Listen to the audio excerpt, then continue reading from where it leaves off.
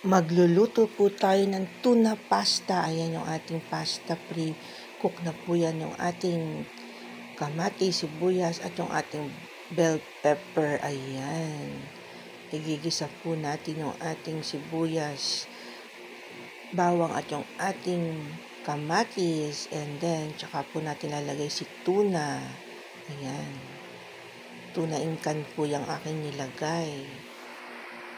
And then, lagay na po natin yung ating bell pepper at ang ating pasta. Yan, mekos-mekos lang po yan.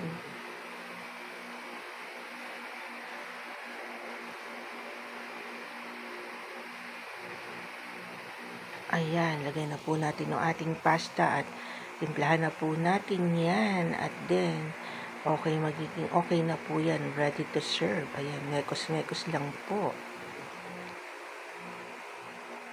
At ayan na nga po, luto na, ready to serve ang ating tuna pasta. At ito na po ang ating tuna pasta, ang breakfast natin ngayon. Ayan. At tinapins ko po yan ng Parmesan cheese. Healthy po yan kasi tuna na, tas olive oil po yung pinanggisa ko dyan. Ayan.